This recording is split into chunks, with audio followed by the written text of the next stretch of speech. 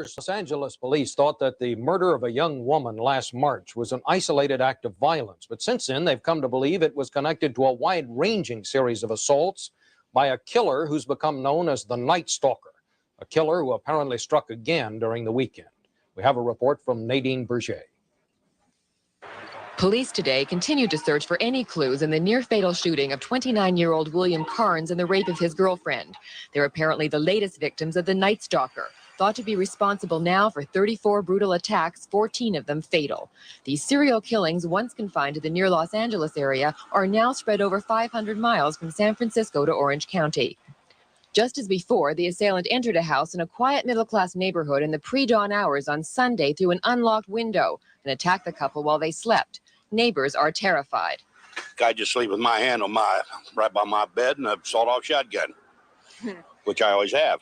I see. Why is that? Because if anybody comes in my house, they're not leaving. The killer, who attacks randomly, is described as white, 25 to 30 years old, with a predominant feature of badly stained teeth. So 5,000 flyers have been distributed to Los Angeles dentists asking for help with identification. And last week, San Francisco Mayor Dianne Feinstein announced ballistic tests have definitely linked the murder of a man there to the Nightstalker. But release of that information has outraged a Los Angeles sheriff frustrated by the difficulty of tracking a random murderer. It places this community in jeopardy because it impedes our ability to go forward fully with the investigation. A total of $35,000 in rewards has been offered, including today a $16 donation from this group of concerned school children. Today, the search for California's Nightstalker continues, and many residents sleep with their doors and windows bolted tight, despite 100-degree temperatures. Nadine Berger, CBS. All right. Hey. Hey. What's up? So we're come together to talk about this disgusting asshole tonight with the bad teeth. Disgusting. Hey, the crazy thing is, there's so many. He's got groupies. The skunk's one of them, but he's got groupies. He actually got married in prison. Someone actually fell in love with him. Oh yeah. Well, and she said she was going to commit suicide when he was executed, but she never did, and he was never executed. No, died of cancer. Well, So, but still, yeah. Hey, everybody! Oh shit! Oh, you have the wrong name. It's fine. I think people already know who we are. Who are you? Woohoo! Okay. All right, so hi Susan. Hi Susan. Hey Calvin. Hi Calvin. Hey Raven. Hey Raven. Hi Raven. All right, so yeah, we are coming here tonight to talk about one of the worst. I was gonna say worst hygiene. Richard Ramirez. Quite literally the devil. I wouldn't say the devil because I don't think the devil. No, and you know, honestly, that's one thing I wanted to say because, you know, I've been doing some research on this and all that kind of stuff. Is that when tonight, when we refer to Satanism or devil worshiper, we're not talking about Satanists or Luciferians. We're talking about really. I think. Would you agree? Richard Ramirez had this Hollywood idealized attitude of devil worshiper. Like we were still coming out of that whole satanic panic era. Oh yeah. I want to say that was the 80s was the height of the satanic panic. You know, that's when it was bad. And especially with him being, you know, this is also too where you get the stereotype of all metalheads are, you know, they're evil and they just believe in murder and all this other stuff. And the vast majority of serial killers, actually, with the exception of Richard Ramirez, didn't listen to metal. They listened to like easy listening, like yacht rock. He didn't really listen. He didn't really listen to metal. He listened to fucking AC/DC, which is not metal. AC/DC's close enough, and they were pretty cool. They are pretty cool. Yeah, he did like AC/DC. Yeah, but the fact that he put the pentagram on his hand, he was a joke. The media latched right onto it and was like, "Oh my God, all Satanists are this way. They're obviously they're going out and stealing our babies and eating them and sacrificing them to the devil and on moonlit nights and everything." You know, right. Well, and I think that's probably what he had in his head was that if you looked at his form of Satanism, it was, God was good. Therefore, if I worship Satan, I must do everything that is contrary to that. Mm-hmm. So he was more of a contrarian than a Satanist. Pretty much. Oh yeah, he was, and like I said, I think he had a Hollywood idea of, I wouldn't even say Satanism, but the devil worshiper. Yeah, exactly. He just had this weird. Why did that just bring up a memory of idealized something that happened a while ago? How dare he say that? The Hollywood. He was the Hollywood Satanism, and then I was like, "What's a Hollywood Satanist?" Oh, great. We just summoned the skunk. Hi, Wiggles. Hi, Wiggles. Hi, Nadine. Hi, Nadine. Hi, Nadine. But Hollywood or the media really latched onto it too, especially with his, I don't know, I guess his MO of just didn't matter. It didn't, he was one of the few serial killers that it didn't matter who you were, male, female. He was a child molester. He was a child murderer. No, I don't think he ever killed any children, actually. He just one. Well, oh, you're right. Yeah, one. Yeah, he killed one. One. But he literally would just break into houses and murder people, rape, and all this other stuff. I find it so disgusting that there are people who actually idolize this idiot. Like he's disgusting in so many ways. Oh, well, I can sit here and say, and I'm being completely honest with this. I honestly would love. I would meet. Let's say Richard Kemper, but Edmund Kemper. I would meet him. Only for the simple fact that, not because he's a charming sociopath or anything like that, but he's very intelligent and he knows that he belongs in prison. Mm-hmm. He doesn't. He's not empathetic, as in like, oh my god, I feel bad for what I did, because he doesn't. No, he just knows that it was wrong. He knows that it was wrong, and he knows that if he's out there and he keeps going. But this guy, I mean, Richard Ramirez was just a total douchebag. Well, and like a lot of my information I got, and I don't know if you guys out there ever listened to Dan Cummings and Time Suck, but that's what he was hitting upon. In no way whatsoever giving any like idolization or anything like that to any serial killer, and I would have to agree, but he basically said that Richard Ramirez was really the worst of the worst, because even with Kemper, even with BTK, even with Ted Bundy and John Wayne Gacy, there was still a tad of humanity in them.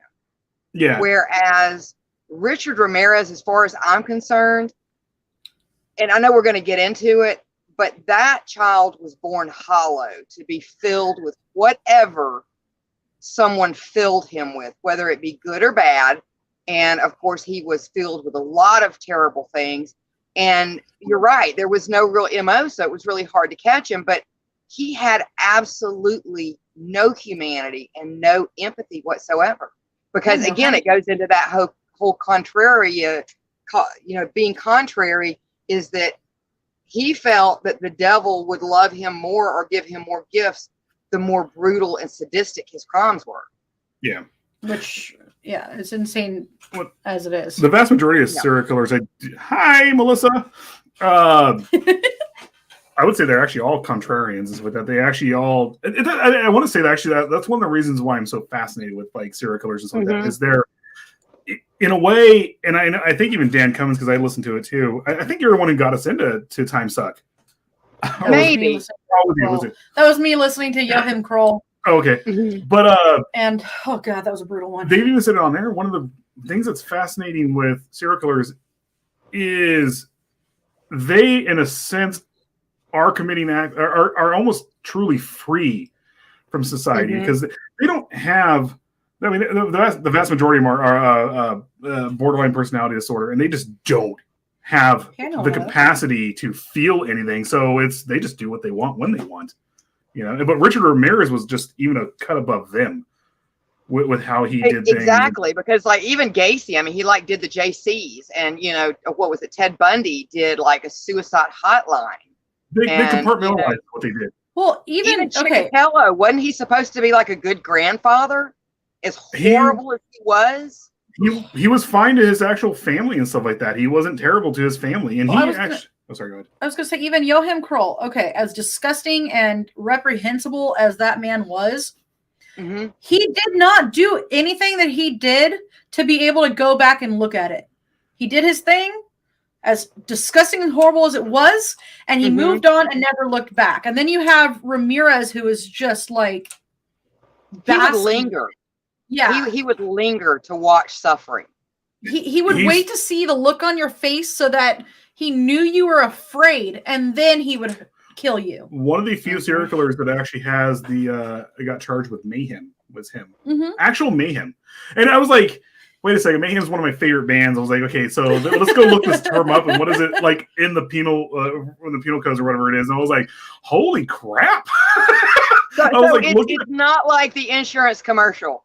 No, it's terrible. Mayhem is actually terrible. I think William Bonham got mayhem too, but it's terrible. Breaking and entering and doing what they did. That's actually mayhem. And I was like, that's a cool name, but now I feel bad about liking the name.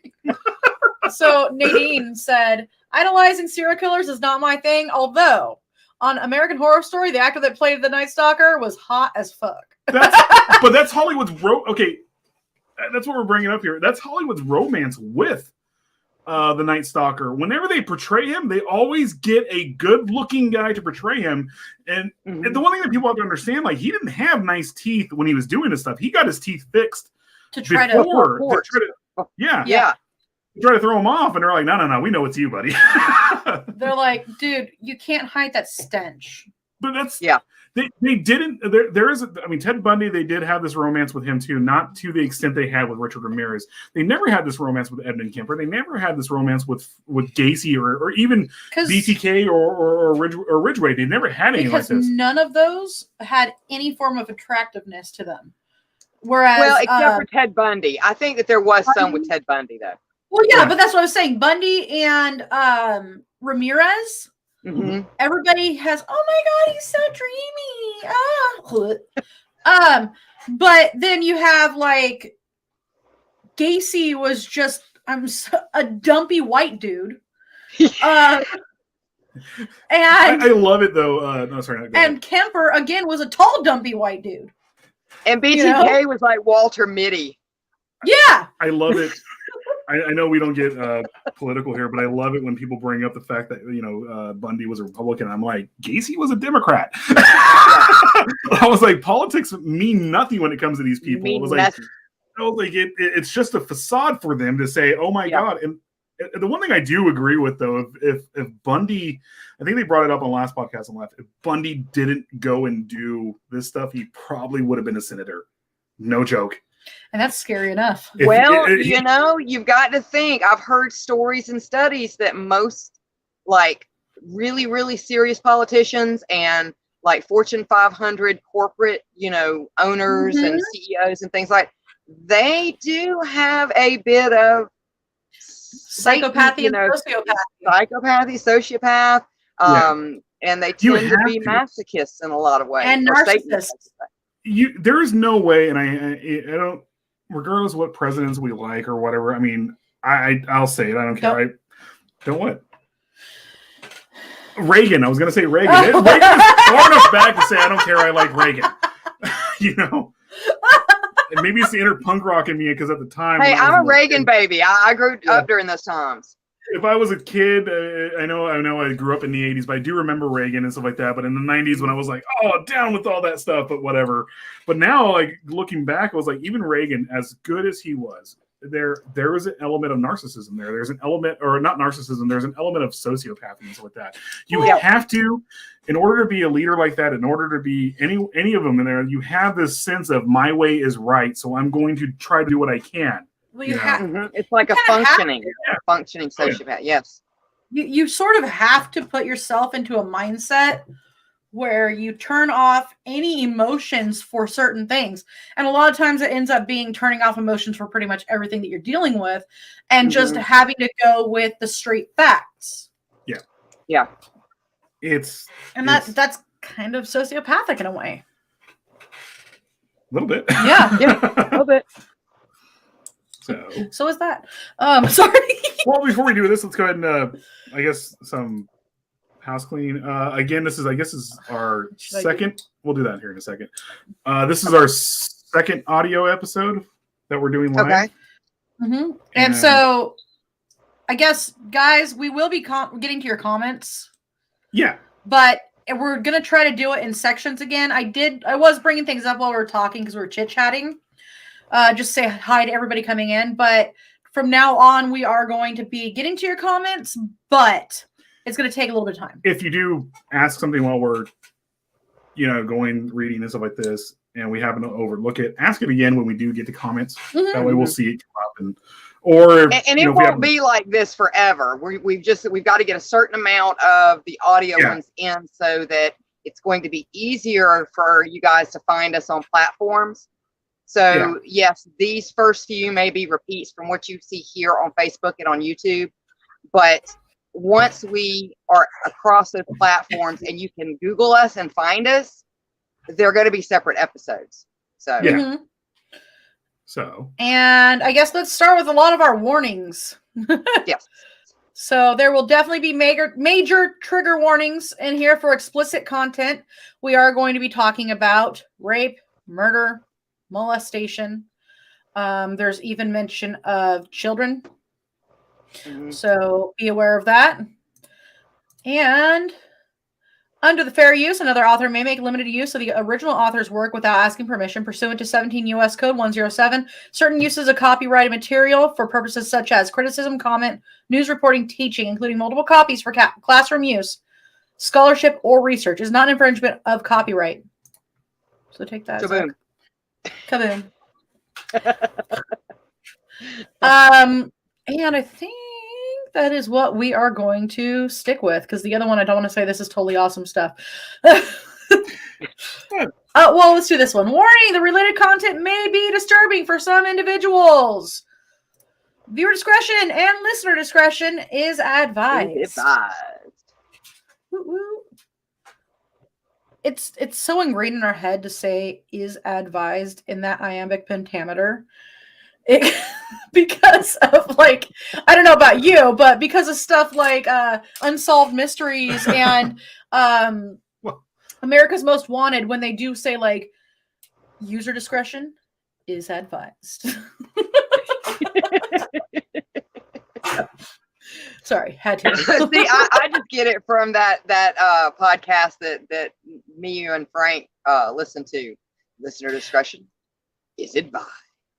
Yeah, but you have the twang to do that. Oh, that's what I was going to say too. You brought up that he was hollow and he was filled. I was like, was it by barrel and lock or was it by? Right. I was like, so... They were scooped and hollowed out. Oh, can I real fast? I forgot to tell you we have a B&L here in Bakersfield. B&L Tong, and they're in oil field industry. They're in the oil field industry. I was like, oh no! oh! And we remembered that Clyde from Bonnie and Clyde. His last name is Barrow. Was it? Yep. It was Bonnie Parker and Clyde Barrow. Wow. So, Steve, Cam, if you ever hear this, it would be super cool to include Bonnie and Clyde in there. If the new season is already pretty much written out, so they already know what they're doing. I got a feeling. I do think he's gonna be in it. I got a feeling. It's the new season is based in 1930 something. Yeah, but they were shot in Louisiana. It doesn't mean they can't be in it somehow. True. Yeah, because the Hungry Mother's up from like what, West Virginia or somewhere around like that. Something like that. Which one was it? I'm sorry. I can't say. Granny White. Granny White. The Hungry Mother. I mean, it's loosely based off the Hungry Mother, but completely different. But I love it. Yeah. All right, let's jump. Squirrel. I know, squirrel. All right, so let's get into this. Oh, by the way, for the noise musician, type in Richard Ramirez musician. Sorry, it says that at the top of our notes. How many times have they gotten? And for the original Night Stalker. See Joseph James D'Angelo. Yeah.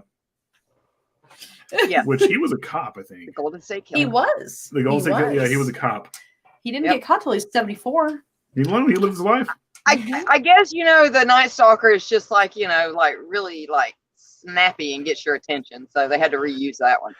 Right, because nobody really paid too much attention when he didn't get caught, so they're like, let's call this one. No, his one of his things, the first name I think they ever gave him was the Screen Door Killer because he would just break in through the screen doors. I'm serious. It was like something else of the Backdoor killer? Woo! the backdoor killer. Could you imagine? What did they call you? The backdoor killer. Well, The yeah, backdoor because killer. all of them have this for the most part, as far as I understand, all of them have like a narcissistic, me like idea of themselves and to be known as the Screen Door Killer. I don't know. I probably would like that. I probably would like that name if that was me. I would like to be the Screen Door Killer. Just viciously getting into fights with screen doors in front of people and accidentally killing people along the way. I didn't mean to. I just hate screen doors.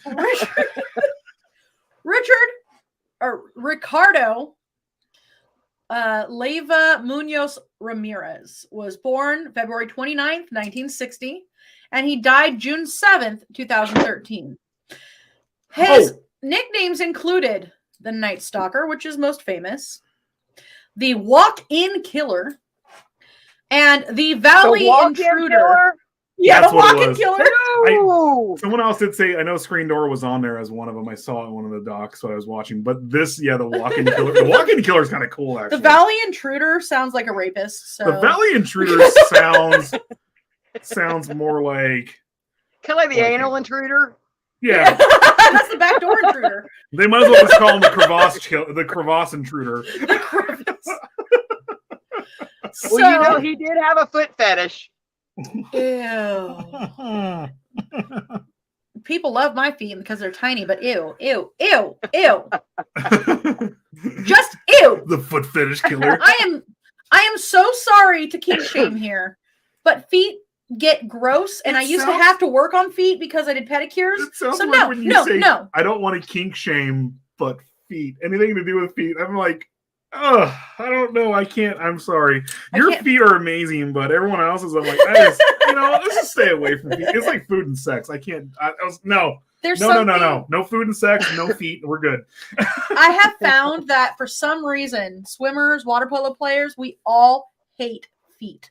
We do. We hate them with a passion. I don't like to have my feet touched. Oh, I don't mind mine being touched. Let's be honest. Well, I don't mind. Now, I like my feet rubbed, but I don't like my feet touched. Does that make sense? I don't mind foot massages. Touched. Don't touch my feet. You can rub my feet, but don't touch my feet. I don't know. Well, so let's get back into this. So Richard Ramirez was an American serial killer, serial rapist, kidnapper, child molester, and burglar whose crime spree took place in California between June of '84 and August of '85. That's a hat trick right there. It wasn't that. It was what, 185 days or something like that? It was a year. It was not even a year. He did it in less than a year, I thought. Yeah. I'm pretty sure there were. I'm sorry. It was a little over a year, actually. A little over a year. Okay. That it took them to catch him, but I think No, he was active right up until the moment. Grouping. Oh, well. He was active right up until the moment. So maybe so it was a little over a year, but he was active, and right up until he even brought it up in that news thing we played right there. Frickin' Feinstein.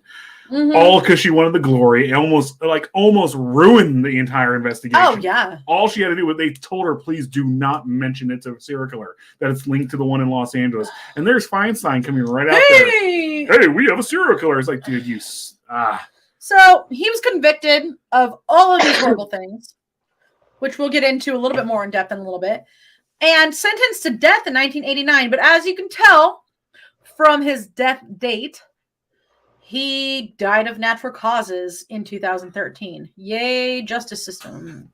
Yeah, form of lymphoma. Yep. So let's get into this. Richard Ramirez's childhood is considered to be a huge influence on his crimes. He was abused by his father and started developing very gruesome and macabre interest in his early to mid-teens from his older cousin, Miguel, who was in Vietnam. We have to bring up to Richard Ramirez had Uncle. The first ever. He was actually kind of normal prior to having, I think it was a record player dropped on his head. It was actually, he was climbing on one of those heavier dressers, and the dresser You're right. fell there you on go. him You're right. and hit him in the head and pinned him. Then there was the incident too, where he was still somewhat normal after that, and then I think he was on a swing and he swung off and slammed his head on the ground. After that, they said that's when the seizures and the epilepsy started and everything. And from what I've read, that they don't really show much information medically that he ever really got any type of treatment for those. But from what I understand, it even goes back further than that, because both his father and mother were immigrants from Mexico, and she had been working at a benzene factory that they did something with leather, and the chemicals that they would use was a form of benzene. And I think all 5 of their children had varying degrees of issues mentally from like the fumes when she was pregnant, to the point that I think one of his older brothers was like mildly disabled because of it. But there were issues. I think she had like a 1st grade education, and his father was, I believe, a police officer or something in Mexico, wasn't he? Yes. Was he? He was. Okay. Yeah, he was. And up until a certain point, he had stated, because he was abused himself by his father, and he had originally stated, by the way, his name was Julian. He had originally stated, I will never be like my dad. I will never be like him at all. I will never abuse my wife or children. And then apparently the job got to him. He became a raging alcoholic and started beating his children and his wife. He even beat himself. Yeah. Hit himself in the head with a hammer several times. Well, I think that's when he would come out of like his drunken states where he realized what he did, and he's like, I can't condone what I'm doing here. I don't know how to take care of it, because the whole, I guess you would say, and I hate to use this term, but this is probably one of those times where toxic masculinity. Yeah, this is where this would actually really apply here, not to just any random person, but it's like, dude, you need to get out and get help, not just sit here and just try to drink your problems away. Yeah. Oh yeah. Well, he saw some shit. Yeah. He really did. I mean, not condoning or defending him, but that poor man saw some shit. Well, exactly. Being a police officer in the 60s and 70s in Mexico is not a nice thing. He was in Juarez. Oh, wow. Yeah, Juarez is not a nice place. That's extra. I mean, extra bad. So I want to get a couple. We have just a couple comments. Yeah, let's just get comments real fast. So, hi, Beth. Hi, Beth. Beth says, hello, everyone. Hi, Beth. Nadine says, I saw a theory that says that the lead in gasoline caused there to be a lot of serial killers in the 70s and 80s. In fact, these two were talking about that. Talking about that. Yeah. As I was putting my makeup on. So if you guys want to take that one away. We have, the first time I actually ever heard that theory, and I will quote them again because I love their podcast, his last podcast on left, was from Marcus Parks. The theory is that especially in the 70s and stuff like that, the lead was in the gasoline, was prevalent everywhere.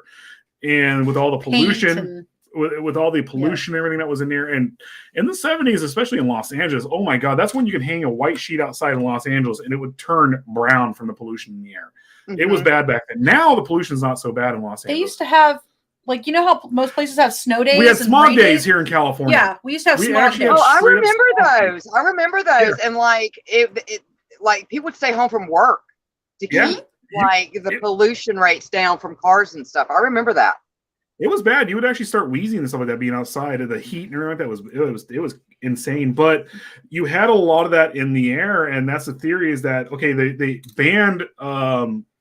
banned leaded gasoline in the 70s everywhere, and then one of the things is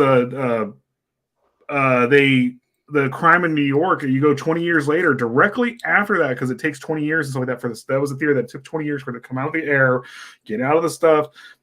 Even crime rates in New York, along with what Giuliani and all of them did, started dropping majorly across the United States. Mm-hmm. So it was major. Yeah, Definitely. Yeah. I was going to say something and I totally forgot. So I'll just get back into this. Guess it's a good thing I squirreled for a second. So Ramirez, excuse me. There we go. So Mike Ramirez.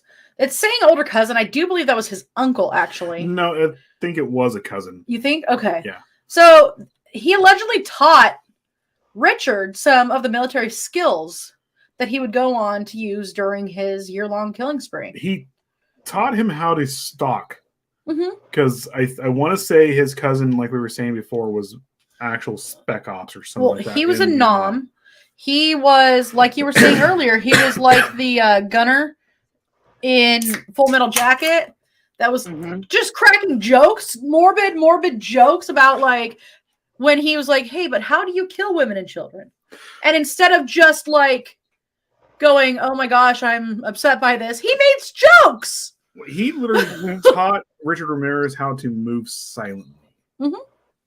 He taught him how to the sad thing about it was, I think Richard Ramirez's family, like his mom and dad had to work a lot, you know, he was and the cousin is the one that kind of he looked up to at that point. Mm-hmm. It wasn't just that too. His cousin was hailed as a real man when he came back from Vietnam by his parents and by his family. Mm-hmm. So even though he came back a raving psychopath. Yeah, he came back really. He was already, as we were saying before, we think that he was actually messed up when he went to Vietnam, but he came back even more messed up. He actually had shrunken heads of some of his victims. And it was so weird that they were like, the military was like, "Hey, yeah, you can go just take the stuff home if you want." Totally cool. It's whatever. Yours. So Ramirez also had a strong interest in Satanism and the occult. And as we addressed a little bit earlier, when we're talking about him having an interest in Satanism, this is Hollywood's idea of Satanism and the occult. This is them believing that Satanists eat actually babies, worship the devil and eat babies and sacrifice them to the devil, which is not the case, by the way. If you guys want to actually go look at real Satanism, the 7 tenets, that's where you want to go look first, that kind of thing. Yes, that just explains who they are. Look at anything from the Satanic Church. They're awesome, actually really nice people and stuff like that. Yeah, I mean, great people. Never met a Satanist that I didn't like, honestly. They're fun. They're really fun people. The whole logic of, I guess they're like literally the epitome of libertarians. That's they're the epitome of libertarian philosophy. Just leave me alone. Let me do what I got to do. I'll leave you alone. If you hurt me, I'll hurt you. Yeah, basically. So by the time he had left his home in Texas in El Paso and moved to California at the age of 22, he had a cocaine, I wouldn't say addiction yet, but he really liked cocaine. No, and he kind of liked candy too. Really liked candy. Yep. Loved and he candy. liked candy. But that is actually a common trait among meth heads and coke addicts is the candy addiction. Is the candy? Yeah. The teeth. Yep. Ramirez would often commit burglaries to support his drug addiction, many of which were later frequently accompanied by his murders or attempted murders or rapes or assaults, that kind of thing. That is the insane thing, too, about Richard Ramirez. Every time someone said they spotted him driving on the freeway, it was always a stolen car. Mm-hmm. It was never his. He had master keys. Yeah. Yeah. It was always Hondas and stuff like that. It was always Hondas. Yeah. So Ramirez's highly publicized home invasion and murder spree terrorized the residents of the greater Los Angeles area and later the San Francisco Bay Area over the course of 14 months. However, his first known murder occurred as early as April 1984. This crime was not connected to him, though. And it wasn't even known to be one of his doing until 2009. This was what you were saying, right? Mother No More. This was the child, I think, that he killed. The Yeah. Was it a 14-year-old? It was like a 13-year-old or 10-year-old or something like that. Well, he may have done 2 then, because this girl was, I think she was 14, but I do believe that he wound up killing. I don't think. Well, I'm not gonna say I don't think he meant to, because he absolutely meant to, but one was 9, I believe. I'm gonna bring up a quick comment. Beth says, my teeth are terrible, but I don't do drugs except for pain medication. Ha ha ha ha. This is a different level of terrible. No, yeah. This is this is not like, this is Scott Farkas green teeth terrible. This is like, okay, I have some bad teeth. Ask Frank, he'll say it. My teeth aren't the best. I have a hollow one in the back. I have wisdom teeth that need to be pulled. My jaw freaking hurts all the time. I always bring it up. I had all 4 of my wisdom teeth pulled at once, and I was awake while they did it. It was actually a pretty cool experience. I need to do that. Because he had no personal hygiene, Beth. He had no personal hygiene. Thank Dookie Mouth. He had Dookie Mouth. That's what he had. I imagine that he smelled like poo breath. Like he ate shit and like 5-day-old filet-o-fish. Well, okay, one of the and onions. Actually... Throw some onions in there too. Wait, you know he wasn't wearing deodorant. What was the? Hold on. What's that horrible fruit that durian? I imagine. Oh my god, like durian fruit. No, we still haven't tried durian because I heard it tastes amazing though. It tastes like cadaver. No, whatever it smells like to you, that's what it's going to taste like. We tried to eat one. My eyes started watering, and when I tasted it, it tasted like licking the bottom of a dumpster. Calvin said, "My teeth are in a cup." So it tasted like fine English cheese. That's what you're saying, Mama. Are very close to those really, really, really bad sardines. I forget what they're called. Oh my god, I love sardines. I got this English cheese one time. No, this is something different. Do you remember? Did you guys have Fresh and Easy's over in Georgia? Fresh and Easy. It was an English company. We had them here in California. But they started coming over to the United States, and Aldi took over for them because they went out of business. But they actually, because they're English owned, and they actually had real English cheeses that were like the real stinky English like the fermented cheeses. It smelled like a dumpster, but it tasted amazing. So Beth says, I was born without any wisdom teeth. Top that. Lucky. I was born with extra teeth. And anytime I have gotten a tooth pulled, one comes down still as an adult. Can I just say this real fast? I want to say thank you to the trolls that got my main account taken down. Because I actually had a picture of my wisdom teeth, the x-ray when they pulled them out. My bottom wisdom teeth were so big that for 15 years, because they grew in and I couldn't close my mouth because they were right up against my jaw. And the first time I was actually able to close my mouth was back in 2015 when they pulled them out. And they were like that. Huge. Nadine said Amber Heard pooped in his mouth. I think you might have liked that. And Beth says, "How's about sardines and Limburger cheese?" Limburger cheese. I don't know. They're supposed to be like, I want to say like Finnish or Russian or something. They're like fermented sardines, and they say they taste really good, but when you open them up, they smell like a dead body. They must have been sardines at the pizza place I used to work at then, because that would be anchovies. There you go. I love anchovies. I hate sardines and anchovies. I can't do the smell. I refuse. I'll get anchovies on the side when we get pizza. I can handle. I can gut chickens. I can clean beef. I can do all the other stuff. But when it comes to sardines and anchovies, I don't even want to touch it. I don't know what it is about it. He's gotten better about cleaning meats.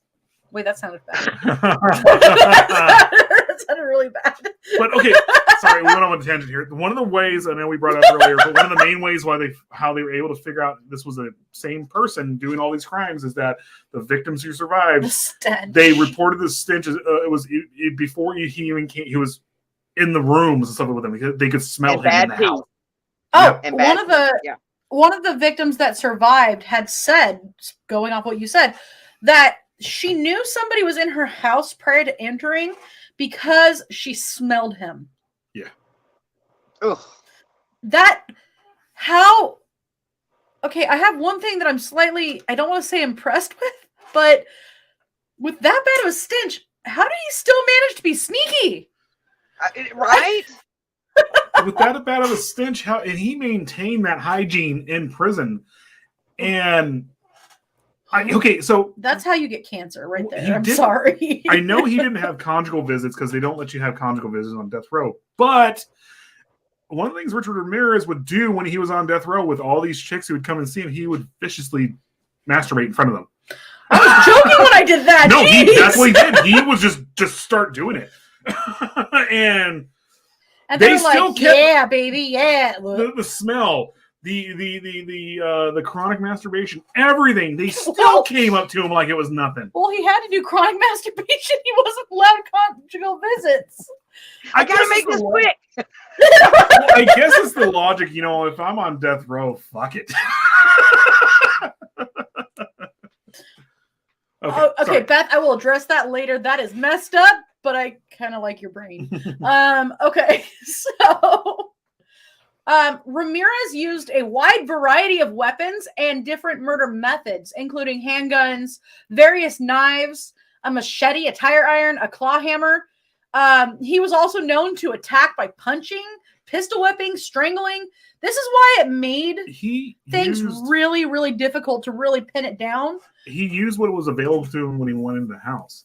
He would go in there with a machete or whatever, but also too, if he just happened to see someone laying there, he'd kill them with that too. One of them to death. He stomped one of the people to death while she was asleep. Mm-hmm. He so bad that they had a footprint on her face of his shoe. Oh yeah. He manually strangled somebody. That takes a lot of strength to manually choke somebody to death. And it takes a long time. It's not like TV when it comes to manually strangling someone. It takes a long time. And he even cut up an electrical cord, plugged it in, and tortured one of his victims by shocking her. Which is that was Ma Bell, wasn't it? Ma Bell or Ma Bell's sister? Yeah. But that's something he learned. He learned that from his cousin or whatever, that form of torture. So what we had mentioned earlier about how he liked to see the look on their faces. He would frequently degrade them, humiliate them, and the ones that survived the attacks, or that he just decided not to kill. They would talk about how he would profess his love for Satan and tell them to swear on Satan if there are no more valuables left in their home that he had broken into and burglarized. There was one or two, I think, that he got them to swear to Satan, and I think after he was done with them, he did let them live. Yeah.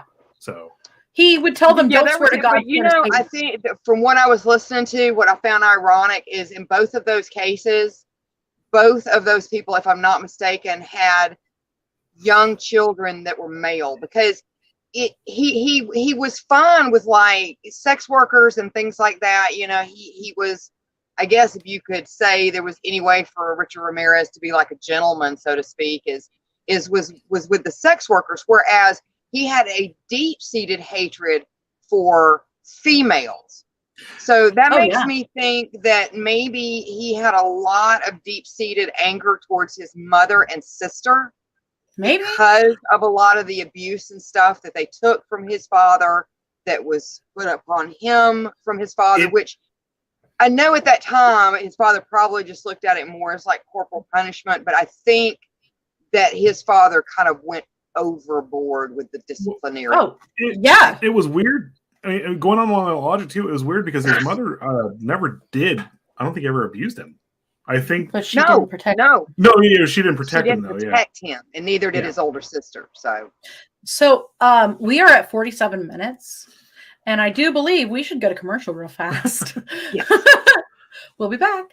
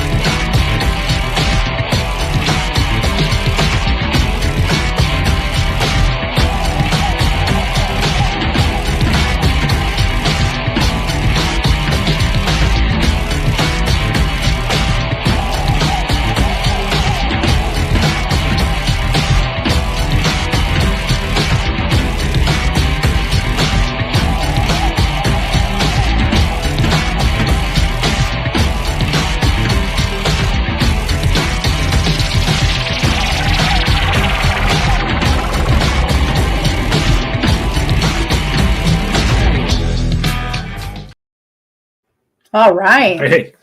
What's up? Let's get back into this. So, in 1989, Ramirez was convicted of 13 counts of murder, 5 attempted murders, 11 sexual assaults, 14 burglaries.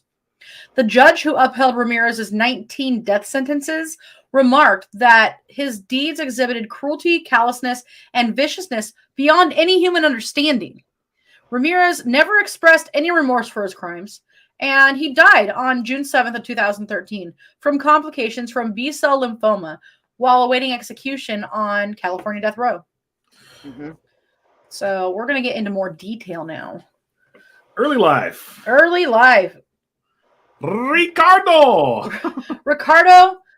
Levier Munoz Ramirez, a.k.a. Richard Ramirez, was born in El Paso on February 29th, 1960, to Julian and Mercedes Ramirez, the youngest of their 5 children. His father, Julian, was a Mexican national and former Ciudad Juarez policeman who later became a laborer in Atchison, Topeka, and Santa Fe railroads.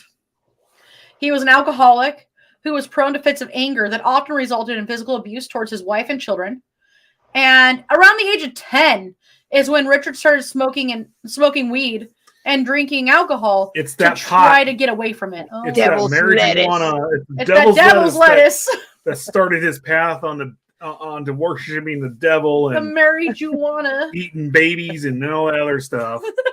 So, see, I just don't see that because normally that just makes you want to lay around and relax and eat like really strange. Right? How many times have we been on like a chat after all these shows and I was like, hey, I did my edible, and all of a sudden I'm like, practically drooling. So, and I just trail off on whatever logic that I'm talking about, and everyone's all like, yeah. I don't know if we call that logic, though. It's logic in my head. By the end of your sentence, we're usually like, there's like so many times. I'm sorry. Like, there's so many times where I'm talking to Odd Mama and I'm like saying something to her, and all of a sudden I'm looking back at you. Wait. What was the famous comment? Every child of the 80s, their dad must have thrown them out the window, and then when they hit the ground, they learned how to break it. Oh, that's what it was. I don't remember what exactly I said. I was like, every child must have. Every 80s child, their dad threw them out a window. Yeah. And I was looking at you going, your dad didn't throw you out a window that we know. Well, it was like, oh yeah, you're right. But I'm still badass like all the other kids now. That's what I think. That's my logic in my head. I was trying to say all the 80s kids were cool because their dads, you guys don't understand, their dads threw them out the window or something. Mind you guys, I did reveal to you how the cutoff jean short came about. Yes. Those were special. That was from people in the 70s riding in the back of pickup trucks, having to hold on, and when you bounced out, all the legs of your jeans came off when you were rubbing the highway.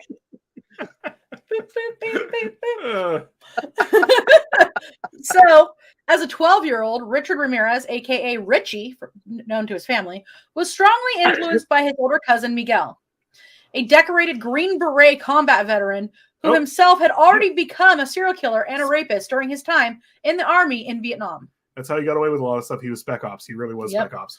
Mike often boasted of his brutal war crimes and shared Polaroid photos with Richard showing Vietnamese women whom he had raped, murdered, and dismembered and decapitated. Now, and performed oral sex on the decapitated heads. Eramatio. Yeah. Eramatio. Now, the vast majority of Spec Ops, though, let's just say this real fast, they're good guys. They're the ones that are really protecting us. They're not like Richard Ramirez's cousin in any way, shape, or form, but they will fuck you up. Ramirez's cousin was a raving psychopath. Yeah. So Richard would later state, while incarcerated, that he was fascinated rather than repulsed by the images and stories that Mike shared with him. Well, duh. I'm sorry, we figured that out. He only had his uncle or cousin to look up to. But I mean, you have your father who beats the shit out of you constantly when he's drunk or whatever. Then you start doing drugs when you're 10. It wasn't just pot. He was I think he got into like coke and all that other stuff. Drinking was a major. He got into coke a little bit later, but 5 years later. okay, so you have your father who you fear, respect, all this other stuff, who's beating the crap out of you constantly, telling you that this man who just got back from Vietnam Is a war hero. Is a war hero, and you need to strive to be like him because he is the man's man. So that's what he did. He went over there and learned everything he could from him. Everything. Yeah, definitely. Everything. So Mike taught his young cousin some skills from his military time, such as killing with stealth and effectively staying hidden in the dark, especially at night. Around this time, Richard began to seek escape from his father's violent temper by sleeping in the cemetery near his house. That right there, I mean... Mind you, he was 12. Have you ever... I mean, every time I hear that, I've heard it in so many documentaries. How many times did you think of The Outsiders? Like, I thought of The Outsiders every single time I heard that. I was like, oh, I would have done that to escape if my father was abusive. I probably wouldn't have slept in the cemetery or somewhere like in a lot somewhere.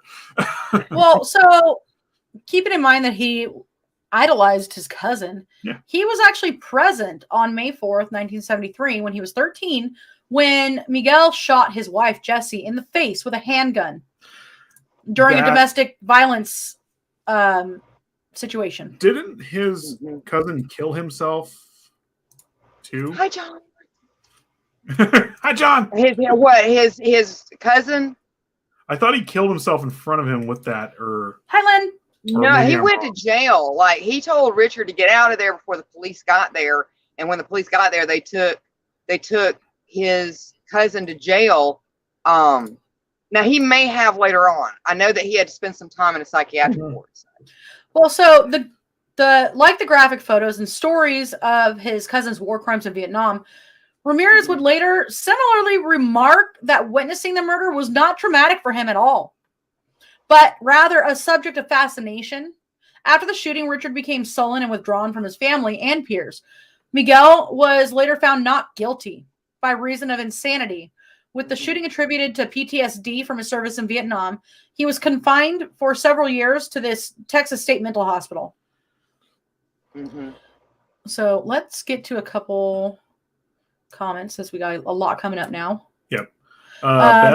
Beth, too bad you couldn't take the victim's teeth and make a new set of dentures for him. That's why I was like, you're fucked up, but you're our kind of people. Right? We all had the same thought, Beth. Mary Jane keeps you from going insane. Mary Jane even the oil makes you happy. Yeah, I will agree to that. I do like having my edible, right? I like having my edibles, you know, when I get home and having my beers, but I also like to have an edible right before I go to bed because, man, it really puts me to sleep. No, Beth. They're actually from falling out of the back of trucks. Yes. So Beth says, I always thought the jeans were made like that from old age. That's why there were no more pant legs. Nope. No, there were kids falling out of the back of trucks everywhere back in the 70s. Those poor ladies were never going to get ahead in life. Nope. No. John says hi, which we were saying. Hello. Hi, John. Len says mother is looking extra sexy tonight. Aw, thank you, Len. Hey. And then I hold together pretty good for 148 years old. See, I don't know what your age is at this point. I don't know either. I don't know we either. lost track, okay? Liz goes, before we were doing this, we're getting ready to put everything up earlier after we got into taking our nap. She goes, we're gonna be possessed by hexes and a cod tonight. I was like, I want to have a beer while I'm doing the live feed. I was like, cool. I wanted to wear red lipstick.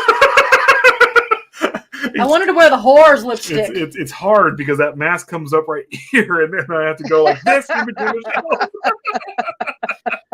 All right. So shortly after the shooting, Richard moved with his older sister Ruth and her husband Roberto. By the way, Roberto was a peeping Tom. And Alejandro. No, I'm sorry. Who would actually take Richard Ramirez or Richie along on his nocturnal exploits. That sounds like a band name. That's now, who was the peeping Tom? His brother or his brother-in-law. His brother-in-law. Okay. No, his brother-in-law. Oh, you're right. Sorry, Roberto.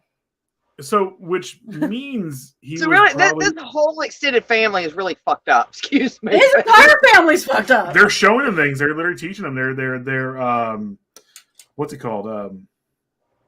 Not associating with him. I can't. I don't know what you're trying to say. They are not prepping him, but they're grooming him. They're grooming him is what they're doing. Well, yeah, I mean, so in 1977, Miguel was actually released from the mental hospital, and he would actually accompany Richie and Roberto on these voyeuristic walks, spying on women in the nearby areas without their knowledge. Through their party. Yeah. And seriously, how easy is it to get away with being a peeping Tom when there's 3 of you? Come on.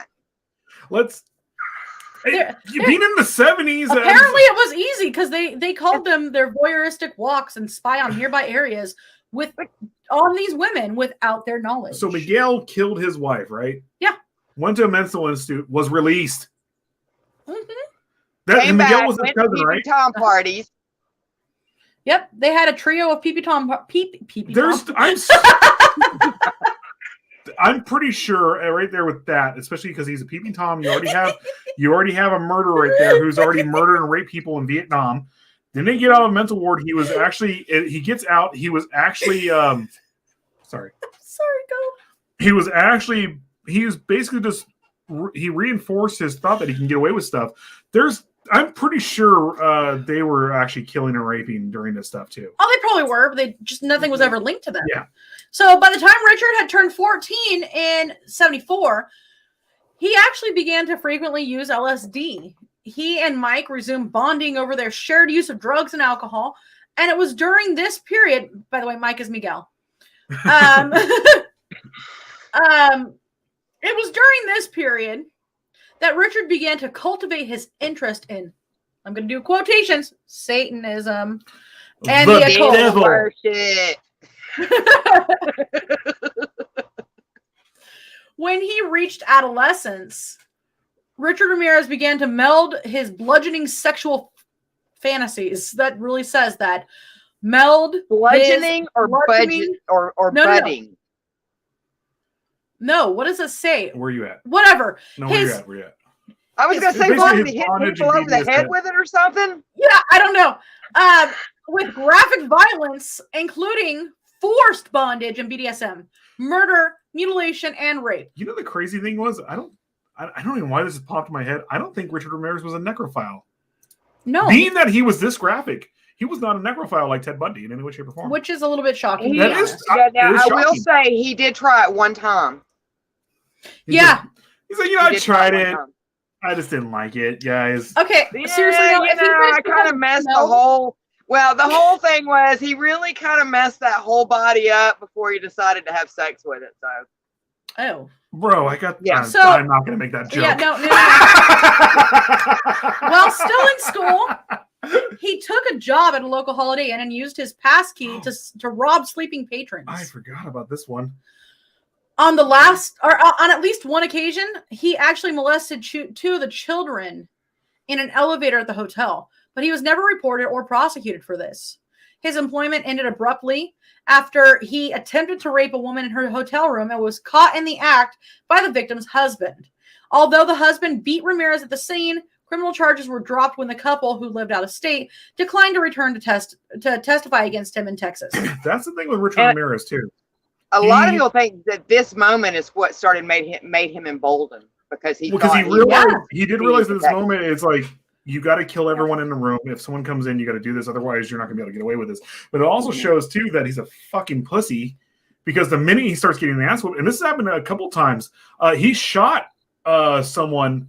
He shot a wife and a husband, and they didn't die, and they fought back, and they started going after him, and it scared the shit out of him. He ran. Yeah, he should have. But I think the guy was shot in the neck, was like, fuck this, and pulled his gun out and started going after them. So give me just 1 second here. What's going on? Babe. Name. I have a question here. Okay. So let me pull this up real fast.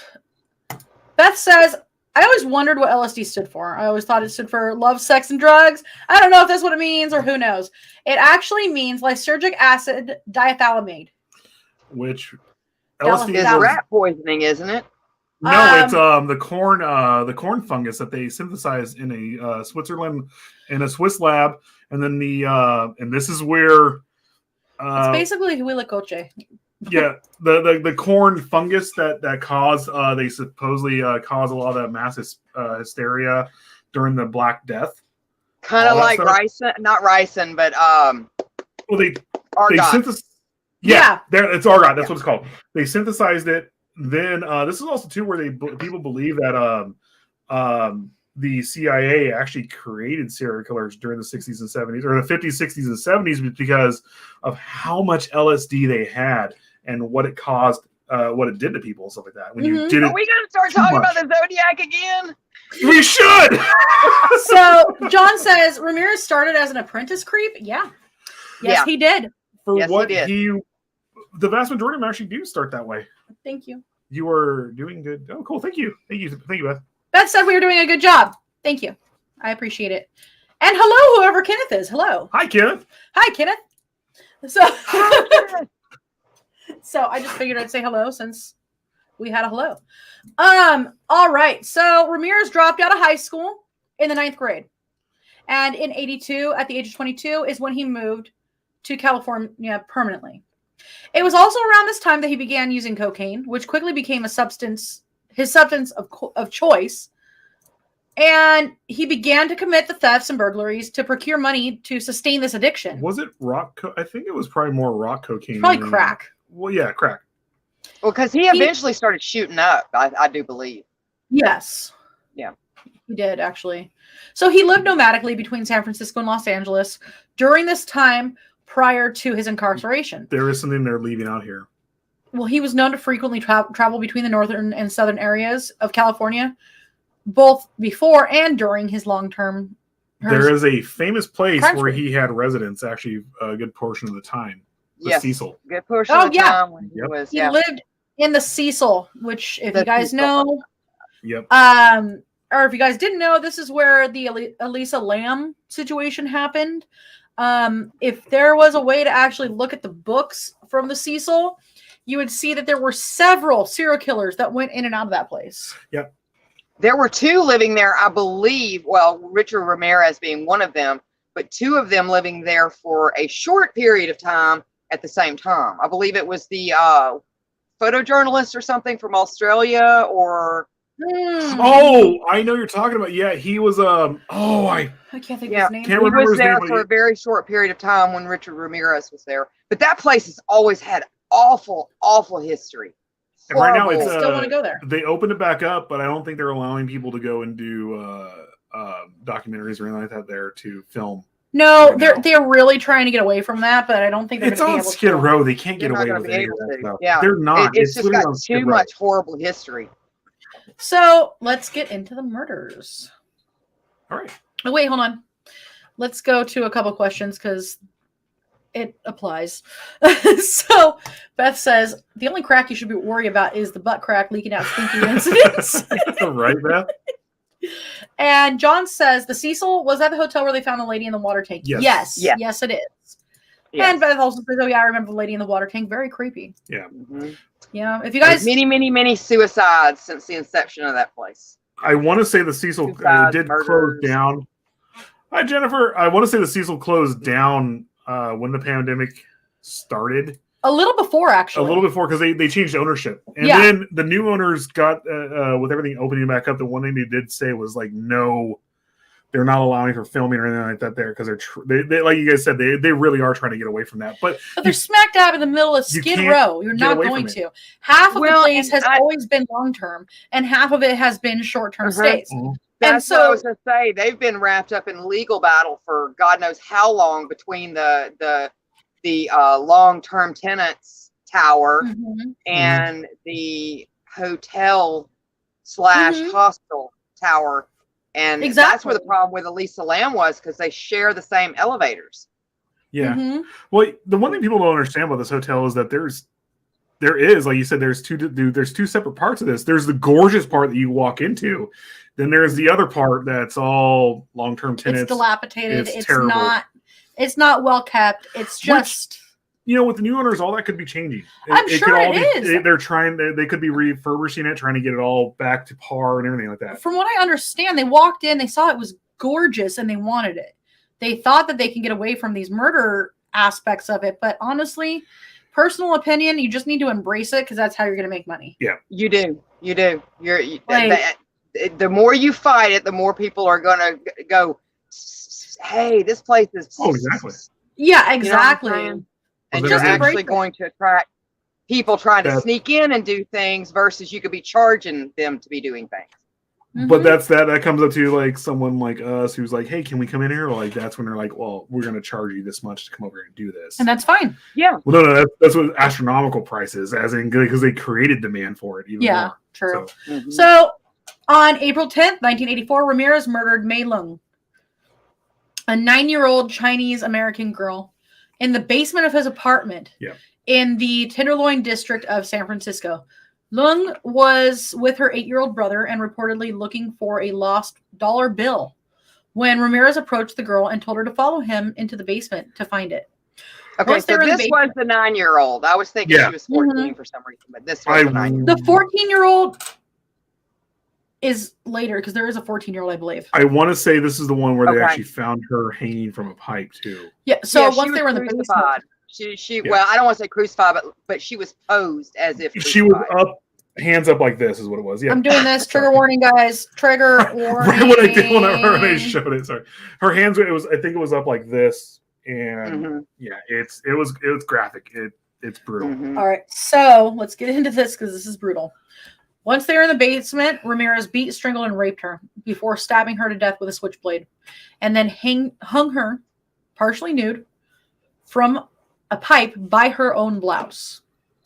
The killing was not linked to Ramirez until 2009, when his DNA was matched to a sample obtained at the crime scene. Can you believe that there is still such a backlog on DNA That it took them Testing. that long. that they are still testing DNA from the 70s and 60s, whatever they have. That when they had the idea they were going to start doing this, that they are still testing that and finding these crimes out. I think it's one of the things that they linked Rodney Alcala. Because Rodney Alcala was tight-lipped. He wouldn't talk. He did not talk about Rodney his crimes. Alcala had even more coming up in like 2016. Yeah. The Well, reason and they that had to save a lot of what they had, like DNA evidence, because the first DNA test would use so much of whatever, like biological material they had, or organic material, I should say, that they had. That if the test was inconclusive, then you've just lost all your evidence. Yeah. Back then they needed a whole thigh bone. Now they just need a swab from your mouth. Exactly. Exactly. Seriously. Let me bring this up because this actually Beth says I think all the DNA that they may have from years ago that they can trap people with now. Yeah, actually, I want to say it was actually D'Angelo that they were able to link him to one of his murders via Ancestry.com and one of his familial matches. Are you talking about the Golden State Killer? Yes. Oh yeah. That's how they found him. It was like his daughter or something like that. Yeah, but they had to go like way back. I listened to a podcast on this, and sadly, the lady, she was a journalist or something, and she was the one that spearheaded it. Her and I believe the police officer. Mhm. I can't think of his last name. He's got a podcast now, but she wrote a book. I think she's the one that wrote the book on the Golden State Killer. She eventually died of pancreatic cancer before he was actually caught, I do believe, like right before he was caught. And then the police officer was the one that kind of took it from there, her friend, and was actually able to catch him, from what I understand. Jennifer said she thinks it was an aunt or a cousin. It was something, but they had to go way back and then start working their way forward again. Yeah. So John said, when so many creepy things happen in one place, makes you think of the ley lines or cursed grounds or something. Portals to hell. I mean, The whole it does area. make you think, John, because some places just seem to just have just a inert. It just happens there all the time, over and over. We've seen Skid Row several times because there's actually a couple of really cool venues on Skid Row for like black metal and punk bands and stuff like that. Mhm. And within those venues, you're safe. They have security and stuff like that.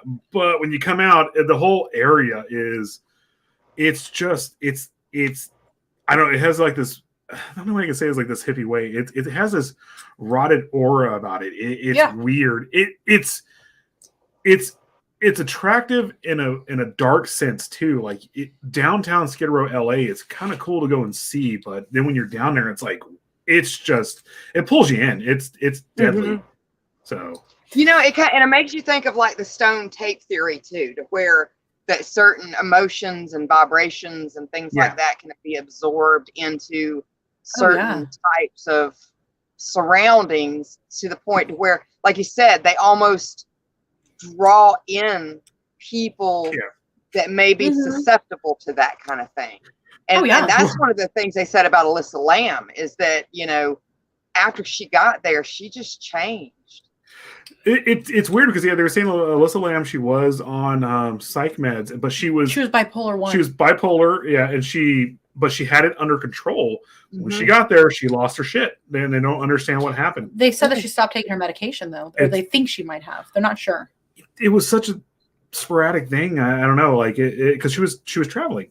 Yeah, there's no. I don't think they could sit there and speculate that she stopped taking her medication, but there is so much like John said, ley lines and all this other stuff that could affect her. Yeah. So in 2016, officials actually disclosed evidence of a second suspect identified through another DNA sample retrieved at the scene, who was believed to have been present during Lung's murder. Oh, really? Authorities have not publicly identified the suspect, described as being a juvenile at the time, and they have not brought up charges due to lack of evidence other than that. Well, it wouldn't be beyond him to emulate his cousin too and try to groom other people to be like him. But for the most part, Richard Ramirez didn't do any of that stuff. He was very solo. So let's talk about his crimes. I have a list right here. Let's do it. Yeah. Okay. Well, so his victims. His victims and everything. So June 28th, 1984, Jenny Vincow was in Glassell Park in LA. That was his first official murder that they knew about at the time. March 17th, 1985, Maria Hernandez and Dale Yoshi Okazaki in Rosemead. That was the one where Maria survived. And it was the one where he went in and Dale actually came in, saw him, hid behind a counter, went to peek up, and that's when he shot her. Yes. I thought it was the crucifix that saved her, wasn't it? Dale's the one that died. Oh. And Maria is the one where the detective actually knew Maria's mom. Oh, okay. From growing up. And so she's the one who actually survived. But as she was walking in, Richard actually slammed on the hood of a car to make a deliberate noise to scare her into looking at him. Yeah. And that's when he attacked her. And so again, the same day, March 17th, 1985, Ty Lien or Veronica Yu in Monterey Park. And now this is when he was leaving the Dale murder. Mm-hmm. And he had stolen a car. And actually it was her car he was trying to steal. Mm-hmm. And he killed her, but he didn't kill her right there. He actually drove her somewhere and then killed her. Huh. March 27th, just 10 days later, Vincent and Maxine Zazzara. This is in Whittier. So yeah, that's my area. Your hometown. I was going to say that's where you grew up or something, wasn't it? Well, yeah, this is actually Anaheim's where I was born, but my dad was in Whittier, so I went back and forth between that. And in fact, it says north of Whittier, so I'm guessing it's going to be like Turnbull Canyon, which is that really creepy area I took you to, which would actually make sense. So May 14th, 1985, Bill and Lillian Doy in Monterey Park. Lillian actually survived the attack, but Bill did not. May 29th, 1985, Mabel Bell and Florence Lang. Ma Bell. Ma Bell and Nettie Lang in Monrovia. Both survived the attack, but Ma Bell later died from her injuries. Yeah. Did you know that they lay there for 52 hours before anyone found them with their heads so bashed in that there was brain matter on the walls and floor, and they survived. They never regained conscious. They were in a comatose state, but neither her nor her sister, her invalid sister, ever regained consciousness. That was one of the most brutal ones because they literally just had, I think, grandkids were getting ready to come over, stuff like that. And if it just happened to be like a day earlier, I want to say that the grandkids and everything would have been there. Like it would have been. Well, and one of the reasons that he was so violent with them was because they really didn't have a lot. Yeah. You know, and when he didn't even really have to break into their house because they never locked the doors. But they didn't have anything.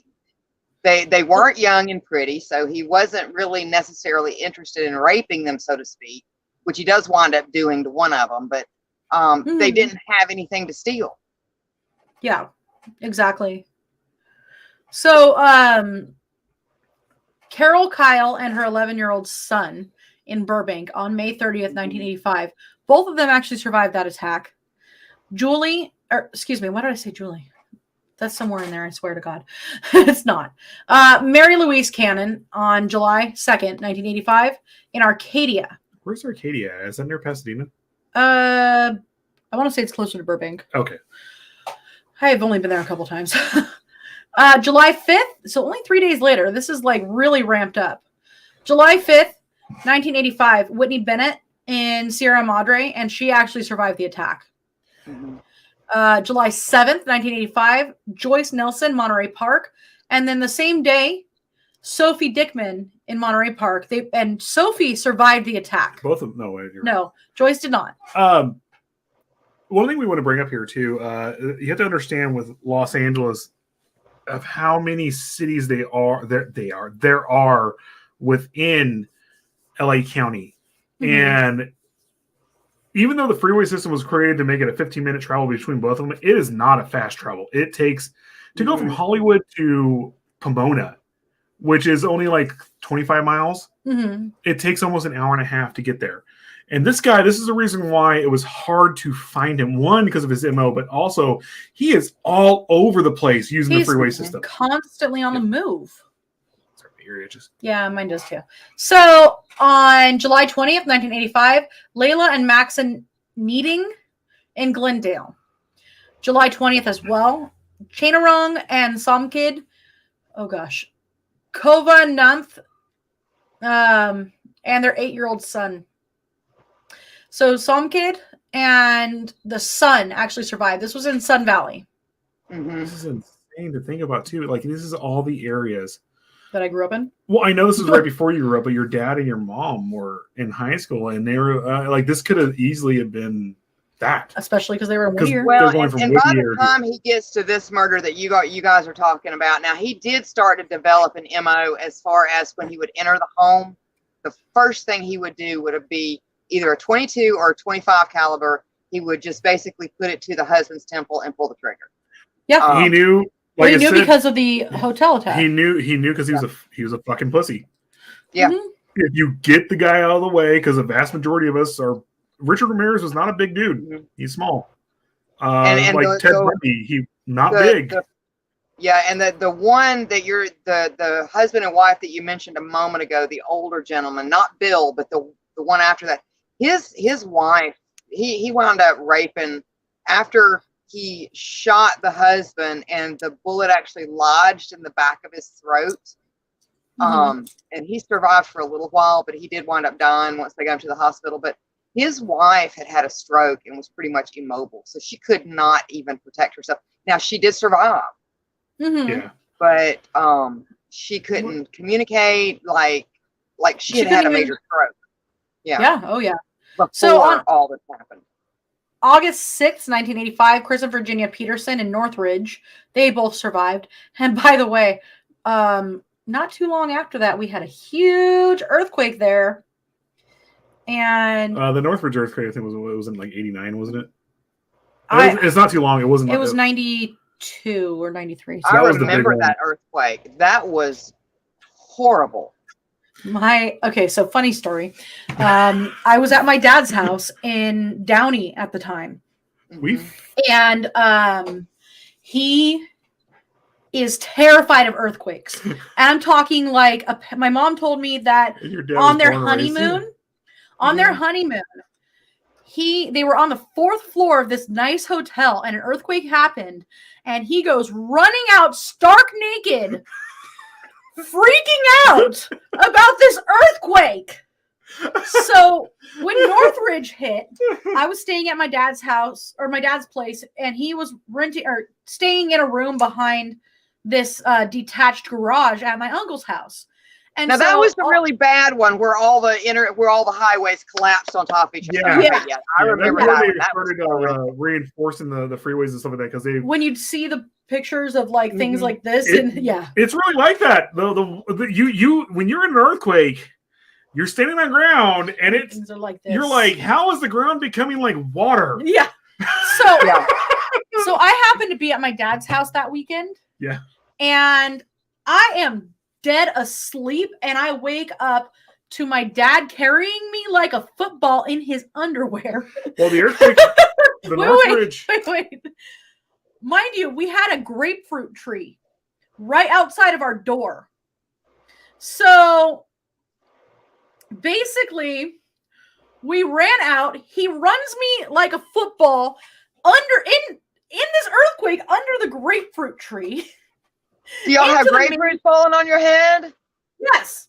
Into the main house, throws me underneath a table where my cousin is already sitting, and runs back out so he can get his pants. Sorry, yeah, but Dad. that was horrible. Like we don't really have earthquakes here. Like we've had maybe 3 tremors since I've been alive in my 148 years. So we don't have them. But after that one happened out there, it gave me nightmares. It was bad. It was real bad. I was busy laughing at my dad. It's so crazy to actually, I know we're going off a tangent here, but it's so crazy to think that, I guess it's the same logic. I don't know. You guys have a lot of tornadoes and stuff like that there, and everyone in the South we have is like, tornadoes everywhere. That's fine, but people from California or Californians go over there like, oh my God, tornadoes. But then like you guys come over here and we're like, just an earthquake, whatever. The ground's just like water. Who cares? You'll be fine in a minute. Hey, there is one major earthquake that happened in the South in like 1912 or 1916. It was the Real Foot Lake. It's 103 right there. That happened. It was the earthquake that created Real Foot Lake in Tennessee. Oh, wow. Well, I was gonna say it had to have been near Memphis because now I hear Memphis is on a fault line, and if we ever have a bad one, that's where it's gonna happen. Yeah, we're on the ring. They call it the Ring of Fire, is the San Andreas and all stuff going around the Pacific. That's what we're on it. We get them. We get tremors and everything throughout the year. And honestly, they're like nothing. I'm so used. We had one like. I think we had one yesterday, and I barely noticed it. I was gonna say we had a decent one a couple weeks ago. Yeah. So, let's get back into the. Oh, do you want to say? Lynn said she moved over to YouTube because the video, or he said he moved over to YouTube because the video is better there. All right. Okay. So yeah, I moved over to YouTube. Video is better here, and I wanted to bask in all the beauty and knowledge that Mother is bringing tonight. Yes. Yes. I don't know about all that. It's probably just a bunch of shenanigans. So Beth says we don't normally get earthquakes here in Canada. In the Ontario part, we have felt a few. Ontario's more towards the east coast of Canada, right? Or it's right in the center, isn't it? Mm-hmm. That's where Letterkenny is, right?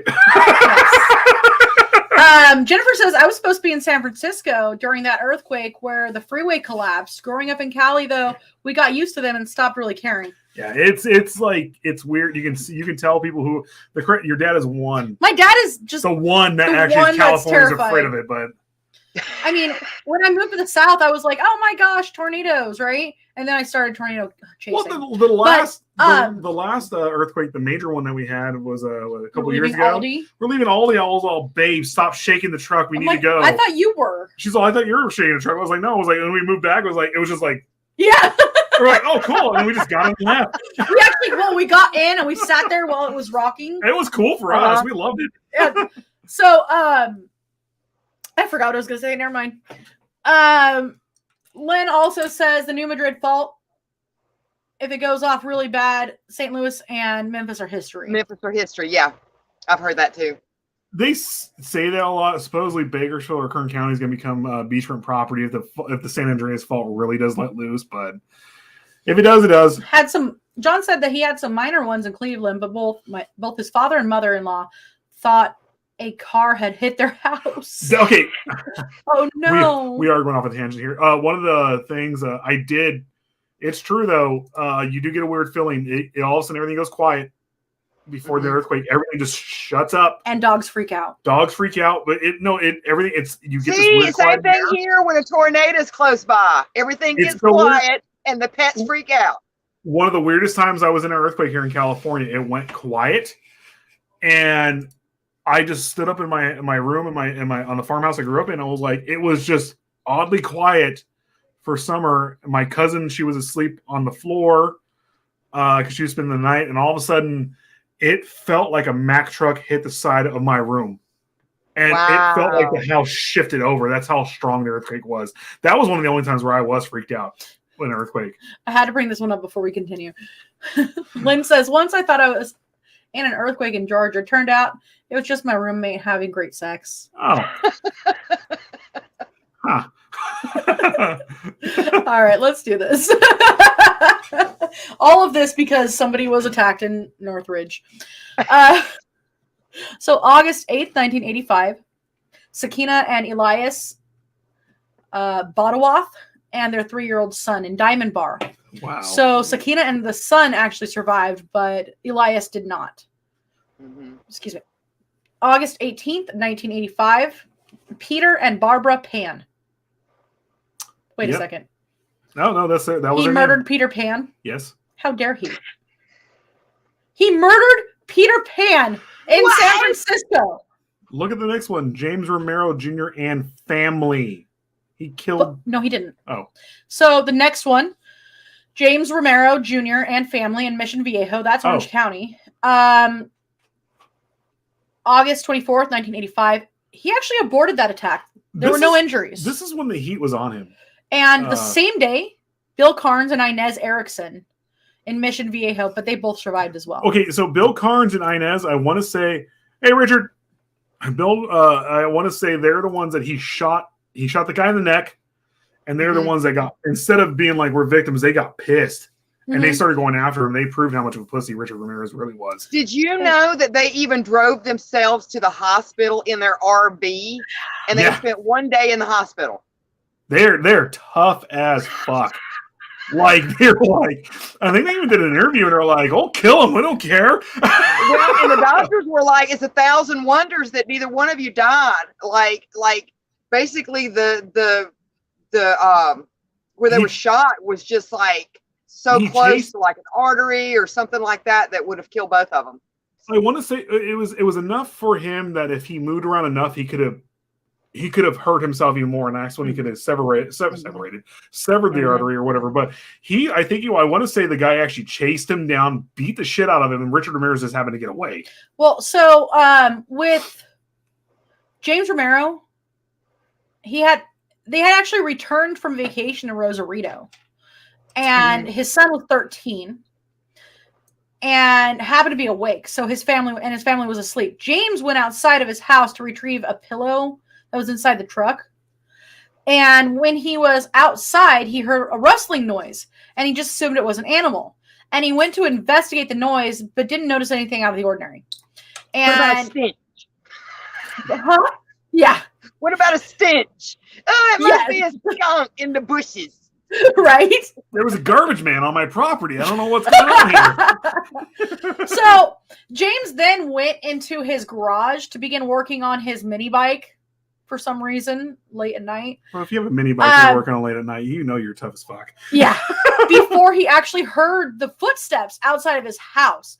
And so he realized that there was a prowler, and he started observing Ramirez through the bedroom window. I can see you. And he went to go wake up his parents. And when that happened, Ramirez ran. James raced outside, noted the color, make, and style of the car, as well as a partial license plate, and contacted the police with this information, believing that James had chased away a thief. Yeah. And so, talking about the Bill Carnes and Inez situation, He broke into the house through the back door. They were asleep, and he entered the room and then cocked his gun. 25 caliber. He actually shot Carnes 3 times in the head. That's what it was. Before turning his attention to Erickson. And Ramirez told her that he was the Night Stalker and forced her to swear she loved Satan as he beat her with his fists and bound her with neckties from the closet. After stealing what he could find, Ramirez dragged Erickson to another room before raping her. He then demanded cash and more jewelry and made her swear on Satan that there was no more before leaving the home. He told her, tell them the Night Stalker was here. And Erickson actually untied herself and went to the neighbor's house to get help for her severely injured fiance. And surgeons actually removed the 3 bullets from his head, and he survived. Now, there was one, though, like where he shot... I thought he shot him in the neck, but I guess apparently he chased him off and everything like that. So yeah, there's a whole lot. We can totally get into more of this even at another date. Yeah, we really need to. But other suspected additional victims would be June 27, 1985, 32-year-old Patty Elaine Higgins. She was murdered in her home in Arcadia. The crime was not discovered until July 2nd, when I said June 27th, right? Okay. So a month later almost. When she didn't show up for work. About a week later, sorry. Yeah. Her attacker had sodomized her, strangled her, and slashed her throat. It's his MO. Ramirez was charged with murder and burglary in relation to Higgins' murder. However, the charges against him were actually dropped due to lack of concrete physical evidence linking him to that. By the way, if that was Texas, though, Texas state troopers would have just said, yeah, we'll just pin the murder on him, get it done. Well, based on a statement Ramirez made to an investigator, he is also a suspect in the San Francisco double murder of Christina and Mary Caldwell. The Caldwell sisters were found stabbed to death in their Telegraph Hill apartment on February 20th, 1985. While incarcerated, Ramirez openly bragged to other inmates about having killed more than 20 people, but he only got time for 13. Yep. Well, and I think it was, what was it? I'm sitting here looking at it. It would have been Mrs. Zazara. She's 64 years old. Now I think I think she's the one that he did try the necrophilia out with her, but he severely mutilated her body. You know, like he had cut like an inverted cross on her skin and tried to actually cut out. We also removed the eyes too. That was the one that removed her eyes. Yeah, and stabbed her genital area several times before he tried to, satisfy himself. So he was all over the place. He walked in and immediately shot the husband, Charles. And she woke up from the gunshot, and he decided to beat her and bound her hands while demanding to know where all the valuables were. While he ransacked the room, she escaped her bonds and retrieved a shotgun from under the bed, but it wasn't loaded. Oh, no, yes. That was the one. That was the one. If they didn't, that's what it was. They had the grandkids come over the night before or a couple days before. He removed the shells from the shotgun. And if he didn't do that, she would have killed him right there. And that would have been it. She had him dead to right, and like it was point blank, and it just clicked. So he was pissed.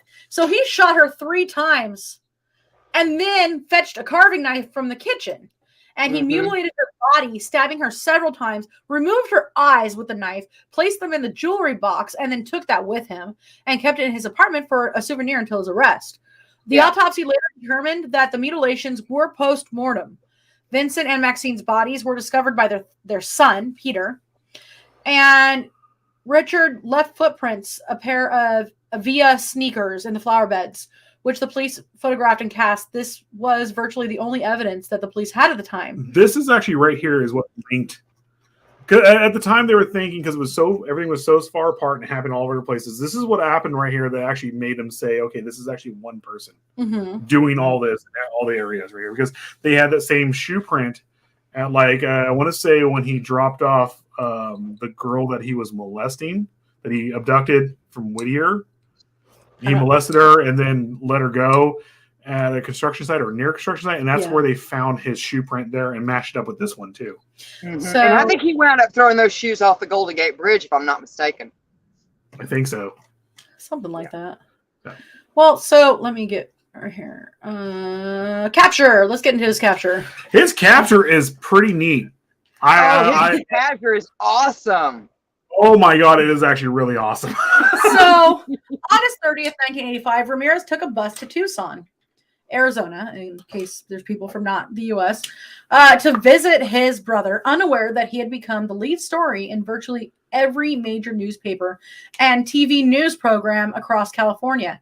After failing to meet his brother due to him not being home, Ramirez returned to L.A. early on the morning of August 31st. He walked past police officers who were staking out his bus terminal in hopes of catching the killer should he attempt to flee in an outbound bus and into a convenience store in East LA. After noticing a group of elderly Hispanic women fearfully identifying him as El Matador, the murderer, the killer. The killer, yeah. Ramirez saw his face on the front page of the newspaper in La Opinion, which is just a, newspaper that's out in like LA and Whittier. Hispanic Classifieds, that's what it was. So with a headline calling him the Night Invader. He's that's not my name. The Invasor Nocturno. Which I don't speak Spanish, so yeah. And fled the store in panic. After running across the Santa Ana Freeway, which is the 5, he attempted to carjack an unlocked Ford Mustang, but was pulled out by an angry resident, Faustino Pinon. Okay, so Faustino, even when he pulled him out, kind of recognized who he was, and I want to say he started beating him with a pipe. It was like something out of a movie. Could you imagine? Here you are, you're a serial killer, you come back, and everybody's like, it's him, it's him.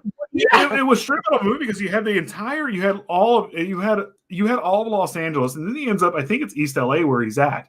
He ends up in East LA, and then you literally had them finally say, "We're not afraid of the boogeyman anymore. We recognize you." And the entire community of East LA, as he's running along the streets, going into chasing buses, after him like after Frankenstein's monster with the pitchforks and the tag. They're straight up beating the shit out of him, and it took cops to save him. Yeah. Well, so he ran across the street after Faustino pulled him out of the car and attempted to take the car keys from Angelina De La Torre. And her husband, Manuel De La Torre, witnessed the attempt and struck him over the head with a fence post in the pursuit. And a group, huge. It was a big old one of those fence posts that are pipes. Well, so then a group of over 10 residents formed and started chasing him down Hubbard Street in Boyle Heights. And the group of citizens... And like Frank said, he was such a pussy. Could you imagine? He was probably shitting himself by this point. Oh, yeah. Yeah, he already smelled bad enough. So the group of citizens forced and held him down and started just beating him relentlessly. And around 8 a.m., police were called over a disturbance in the area with a few details with indications of a fight. Police quickly arrived at the 3700 block of Hubbard and found that Ramirez was severely beaten, unarmed, and they took him into custody. And the crowd grew to several hundred people and was becoming unruly towards Ramirez. Responding officer Andy Ramirez, no relation, stayed behind while Officer Kim Kaiser drove Ramirez to the Hollenbeck police station. Well, when you have an idea in your head when you hear from the Wild West of what a lynch mob is. This is a lynch mob. Yeah. They freaking knew who he was, and they were like, but in this case, I would say this is a righteous mob. Oh yeah. They knew who he was, and the police were like, we have to take him into custody. Nemesis. They have to, because the mob was ready to break down where they were holding him at and pull him out and murder him. And kill him. People have to understand that he held Los Angeles captive in fear. Even the Hillside Stranglers, the I-5 killers, and all this other stuff, all the other serial killers never did what Ramirez did. He went after some of, like, his victims were some of the what is the word I'm looking for? Like they were not able to defend themselves. Well, Most of these people were they were the elderly. grandmothers, the grandfathers. They were just people. There are people going, and this is where we do get There into was the less. somebody's abuela. Yeah, there you go. It was the less dead. The reason why, like, we give victims a name here when we're talking about serial killers and stuff like that. When it comes down to like sex workers and stuff like that, people don't think of sex workers as the same as your grandmother, and it sucks. Because they're still people. They're still people, regardless. But he was killing grandmothers and grandfathers directly after them seeing their grandkids, and people were you don't do that. You don't do that to your grandparents. No, especially in the Hispanic communities where he was doing this at. That's when they were like, no, we're going to murder him ourselves. So, I made a reference that I have to say. Yeah. Do you know what nemesis means? A righteous infliction of retribution manifested by an appropriate agent, personified in this case by a horrible cunt. Yeah. Me. Pretty much. And that was LA Society. Society, they literally said, no, we're not afraid of you anymore. And they proved that the boogeyman was nothing. You know. Yeah. So let's go to some comments before we go to trial and conviction. And then Yep.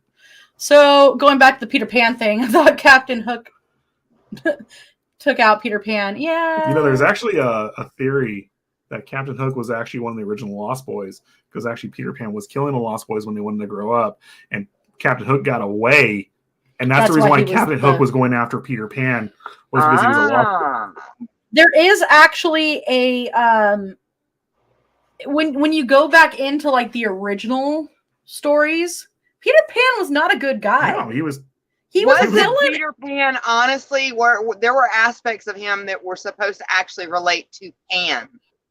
Like Pan. Like the god. Pan's Labyrinth. Yeah. Yes. He was abducting.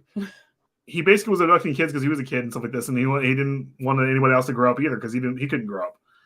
Yeah. John Biggs. They drove their RV to the hospital. Oh, kitty face. Get him out. Tinkerbell. Richard says Tinkerbell probably snitched on Peter. Probably. That's wind up in ditches. Yeah. That's kind of eerie because that's the name of an AC/DC song, Night Prowler. Yeah. And he did love AC/DC. Mm-hmm. John says, "You're creeping me out. Back in a minute. Got to go lock my doors." John also says, "Love it. Power to the people. Catch that creep. Beat the hell out of him." Yeah. Richard says, had he stayed in Tucson a little bit longer until the heat died down, it could have been different for him. But instead, he got street justice. I don't think there was any way that he was going to die down because they knew who he was by that point. And the cops already started setting up stings along Skid Row to catch him because they knew that's where he was staying, was on Skid Row. Mm-hmm. He was either living in alleyways or when he had money, he'd go stay in the Cecil and stuff like that. Mm-hmm. So, you could disappear in Skid Row. You know what I'm saying? You could. But they also knew because they knew he actually, the one thing he was frequenting was a dentist office and stuff like that. They knew he was going in there not just to have his teeth fixed because of how bad his teeth was, because that could identify him. But I think he was also starting to have issues. And whenever he would rob a house and he had money, he would go in there and have like an abscess or something like that fixed. They knew they set up surveillance in the dentist offices and stuff like that where he was going. They knew who he was by the end, and they were going to get him. John says he hopes that there was a reward. Beth says, citizens arrest. Good job on them. Yeah. Well, who's going to be citizens murder? This is actually the second feed that we've done together that kind of has a happy ending. Right? You know, not for the perpetrator, but. Well, I think this has more of a happy ending than Rock Terrio because it literally like it was literally the society. It was society actually. Society actually was like, no, we're not in on this to begin with. Whereas Rock Terrio was like, well, it's not our business. Let him go for a little bit longer and let him go for a little bit longer. And then all of a sudden it was like he killed a few people. Yeah. And even after that, it still took, I think it still took Quebec to a lot more to reform a lot of stuff they were doing. So John, but I did like though that one inmate that shanked him and it was like, hey, that asshole's dead. Stab you or stab you. Matthew, stab you. Stab you. Yay, stab you. So John said they ought to sell tickets to his execution. Well, unfortunately, he died of cancer. Died of natural causes. were most of his victims, John also asks, were most of his victims Hispanic? Just curious, because they say most serial killers prey on their own people. No, there was a huge, like... Well, it's not that serial killers prey upon their own people, as they have their MO. So you have, I can't think of the gentleman who was killing... he was black and he was killing black sex workers and stuff like that in Los Angeles. I can't think of his name, but for the most part, also Wayne Williams down here in Atlanta. Yeah, he for the most part, Richard Ramirez, he was very all over the place when it came to his victim. It didn't matter to him, male, female, young, old. I think no real. The only thing he didn't mess with was little boys. He didn't mess with little boys. He'd mess with little girls. Everything else, but little boys, he'd leave alone. Because there were a few of them. I know the one that was shot in her car by Ramirez. They were Asian. So that was In fact, Dale Okazaki, I think it was her name, and then her name was Yu. They were the same day in the same area, and they were both Asian. But Maria Hernandez was Dale's roommate. So Chris Ross. Peter Pan eventually grew up. Remember Hook with Robin Williams? Peter Panning. It was Peter Panning. I love that movie. I miss Robin Williams so much. Okay, so let's get into trial conviction, because we know the trial conviction. Do you want to just get into romantic relations? I was just going to go through it real fast. So, jury selection for the trial began July 22nd, 1988. At his first court appearance, Ramirez raised his hand with the pentagram drawn on it and yelled, "Hail Satan!" On August 3rd, 1988, the Los Angeles Times reported that some jail employees overheard Ramirez planning to shoot the prosecutor with a gun, which Ramirez intended to have smuggled into the courtroom. Consequently, a metal detector was installed outside, and extensive searches were conducted on people entering. By the way, this was a time where already in the 60s and 70s where they had metal detectors. They already knew what was going on, and they knew to watch out for this stuff. This is so stupid. Well, so on August 14th, the trial was actually interrupted because one of the jurors, Phyllis Singletary, did not arrive at the courtroom, and later that day she was found shot to death in her apartment. The jury was terrified, wondering if Ramirez had somehow directed this event from inside the prison cell, and whether or not he could reach the other jurors, which obviously was not the case. So it was ultimately determined that Ramirez was not responsible for the death. No, it was a random killing is what it was. She was shot and killed by her boyfriend, actually. And he committed suicide with the same weapon in a hotel. The alternate juror who replaced Singletary was too frightened to return to her home. On September 20th, 1989, Ramirez was convicted of all charges. 13 counts of murder, 5 attempted murders, 11 sexual assaults, and 14 burglaries. During the penalty phase of the trial on November 7th, he was sentenced to death in the gas chamber. 19 consecutive death sentences. He stated to reporters after his death sentences, "Big deal. Death always went with the territory. See you in Disneyland." So it's kind of suggested that he didn't quite grasp the gravity of it, really. No, I don't think he cared. He didn't care. It's not that he didn't grasp it. He just didn't care. This is the borderline personality. It was like, whatever. So the trial actually cost $1.8 million, which converted into money in 2021 would have been $3.93 million, which at the time made it the most expensive court case in California history until 1994, the O.J. Simpson murder case. I want to say that when was this conviction? It was 92. No, was it 89? Yes. I thought it went on for a little bit longer, but no. September 20th, 1989. No, I'm sorry. They held him from 85 till 89. That's what it was. Yeah. Well, the thing that really sucks, though, is that if he had not died of those complications to his cancer, and I think that he had hepatitis from all the shooting up and stuff that he had, but he had done. But wasn't it shortly after he died that they actually outlawed no, it's actually still death penalty or death sentence in California? Stanley Tookie Williams was the last executioner in California. He was not just the leader of the Crips, he was the one who invented the Crips. And that was a big to do that. A lot of people were like, "Oh, he shouldn't be put to death." Here, I was like, he kind of actually should have. He was actually he was responsible for millions dying here in California. Well, But you wonder though, would Ramirez actually have seen the inside of that gas chamber though? I don't think so. No, there were too many ways to appeal that, and too many people wanting to stop it. Well, no, he already went through his appeals process, but it was just California was. I don't think he would have saw it. Even Rodney Alcala, I think he was on death row and he died of natural causes. Yeah. Our governor has put a moratorium on the death penalty here in California right now. So there are so many people who are just waiting. It's their time, and they're like, "Oh no! Even though they murdered and raped children and stuff like that, no, it's just. I'm sorry, he just needs to sit in death row." Yeah, it's hard to have compassion for somebody that had no compassion for other people. Exactly. So, Lynn, welcome back. He said he lost some internet, but he's back. Yeah. Oh no, glad you're back. So by the time of the trial, Ramirez had fans who were writing him letters and paying him visits. Beginning in 1985, Doreen Leoy wrote him nearly 75 letters during his incarceration. And in 1988, he proposed to her. And on October 3rd, 1996, they were married in California's San Quentin State Prison. For many years before his death, Leoy stated that she would commit suicide when he was executed. However, she eventually left him in 2009 after DNA confirmed he had raped and murdered a 9-year-old. Oh, that's what stopped it. You can rape and murder adults all you want, grandmas, and you can murder grandfathers and stuff like that. But you know what? How dare you? Well, yeah, you know something that makes me think sometimes, and which I don't get it either, but do you ever wonder if maybe some of these people marry these credence so that when they do die, they can make money off of the fact that they were somehow married to these awful, terrible people? With him, because like letters and shit sell for big bucks. 75 letters that she wrote on top of it by the end of this. When she she left her back, yeah.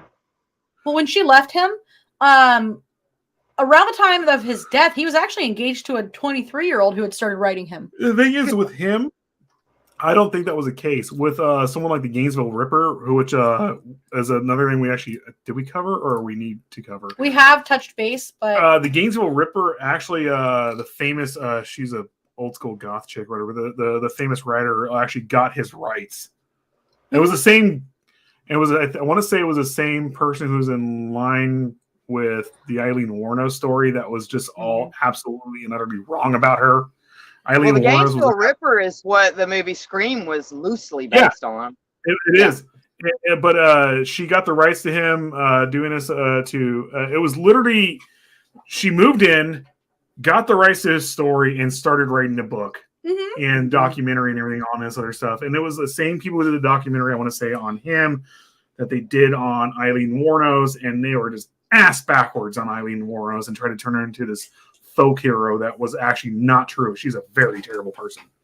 So on August 27th, 2006, Ramirez's first round of state appeals ended unsuccessfully when the California Supreme Court upheld his convictions and death sentence.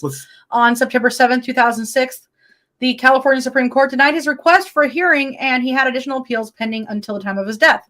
So let's put that into perspective here. He was already on death row from 89 or whenever. Yeah, 89.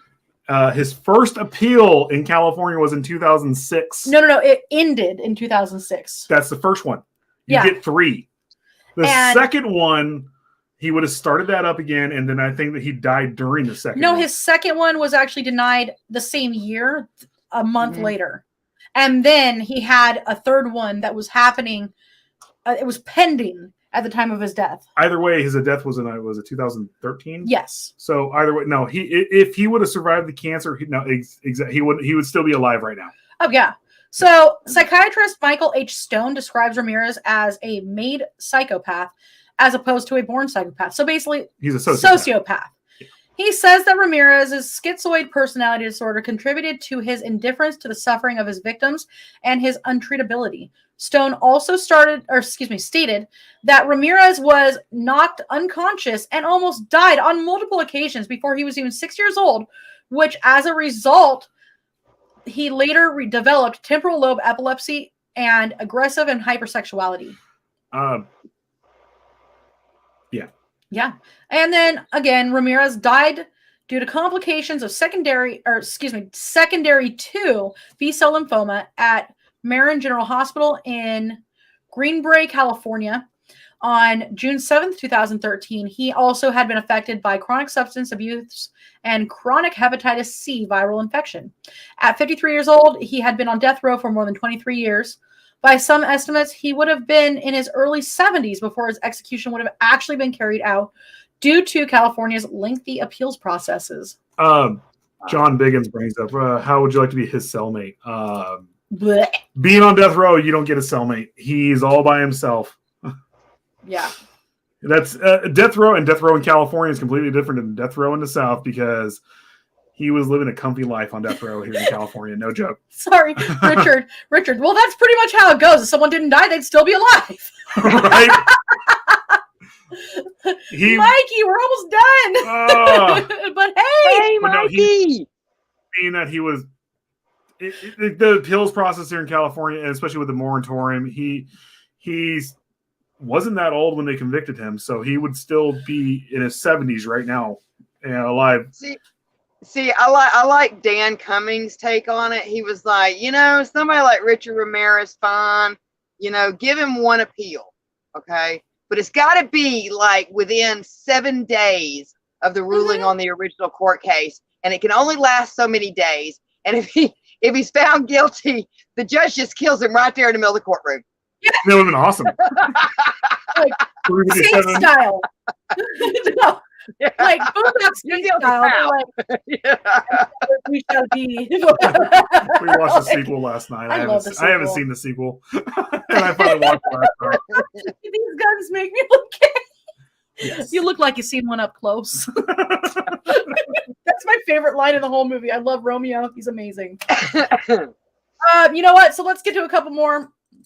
And then I think we were pretty much done. 2 hours. So Beth's very scary thinking of what the executioner had to go through in life.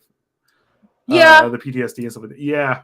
You could take it two ways, though. They can either be like, you know what? I'm getting rid of bad people, so I don't feel too bad about this. Or just, going to the movie Green Mile, when, like, they knew John Coffey was innocent. Mm-hmm. What just happened? How did that turn on? My elbow must have hit it. Oh. Our room's possessed. The ghost of Richard Ramirez. But yeah, going along with like Green Mile, where John Coffey was innocent and they were all crying. I think a lot of executors throughout history just looked at it as a job. Yeah. And if you paid the executioner well, he made sure your neck snapped. If you didn't pay him well, you hung there for a little bit. Yeah. For 4 minutes. It could take up to 4 minutes. Yep. So John says, I'm all for the death penalty for guys like him, but sometimes I think it's better to keep them locked in little cells for years and years and years. That's too easy for them. Well, you have someone like I was about to say John Kemper. I'm sorry, John. You have someone like Edmund Kemper who was like, the first thing I want you to, I'm guilty. You need to torture me to death. Why would you want to give in? Why would you want to give him what he wants? No, you need to be locked away and you need to deal with your thoughts. Yeah. But someone like Ramirez, I don't think that it would have even faced him one way or the other. I'm going to die, or I'm going to stay alive. Because he never apologized for anything. Well, people like Ramirez, who for certain did kill someone, I'm all for the death penalty. But when it comes to, there is a percentage of the population. How many times have we heard, or read that someone was on death row for 20 years and they finally got the DNA evidence and they released them? Yeah. I was looking Just for take it down, please. Somebody asked me what his last meal was. I do not know. I cannot find it. There was no last meal. He just died of cancer. They just put him in a hospital. And he died. Or what he would have asked for. Oh, probably candy and Coke. Right? Can you give me some of that real Coca-Cola? With some candy, some Skittles. When you look at the percentage of people, that's where I'm like, I don't know if I agree with the death penalty here, because you do have that. If 1% of the population is on death row is legitimately innocent, then we shouldn't. I think it depends on the crime. I think if they've got just absolute irrefutable evidence and none of this, this situation really makes you look guilty, but they've got actual evidence, and the person saying, "Yeah, I shot that person in the head," they should love you. They should. It's a system because you also have. again, we'll go back to the Satanic Panic with Damien Eccles, and I can't think of the guy who was well, and there's so many things involved in the justice system now about like you can't bring this evidence against someone. Like I've even heard of people having alibis and that is blocked. Yeah. Well, you also have sorry, our dog's barking outside. That was the face I'm making, like our new boxer. You also have coerced confessions that like what's his face, the guy part of the Westminster Three who had the clock tattoo on his head. I can't think of his name. But well, their whole situation at the end was screwy anyway because they had to sign that piece of paper saying guilty, that, not guilty. Yeah, even though we're not guilty, we're saying we're guilty so that we can't sue the state for false imprisonment. Well, look at the guy. What that was called. Was it North Carolina? The guy who just got released from death row, and North Carolina was like, it doesn't matter. He won his case against North Carolina, and North Carolina is supposed to pay him, and North Carolina was like, we're not going to pay you. We don't even care what you say. It was like, it's your fault I was here. It's your fault that I was locked in death row for 20 years. You owe me millions. Completely ruined this man's life. Yeah, and North Carolina was like, nah, don't worry about it. It was like, what's wrong with you people? Yeah. Sorry. All right, so this has been fantastic. We went 2 hours. Over 2 hours. Wow. So, guys, thank you all for joining us tonight. Yeah. This has been fun. This has been a blast. And we will be doing a few more of these periodically throughout the months when we have the opportunity to do so. I think we're going to get one more done soon. Very, very soon. Because we, through like Spreaker and stuff like that, you have to have 3 episodes to start posting. You have to upload 3 episodes. And then after that, then the audio live feeds will be like once a month. But yeah. Thank you guys so much for joining us and have a wonderful night. Bye, guys. Bye. Pleasant nightmares. I don't know, set the world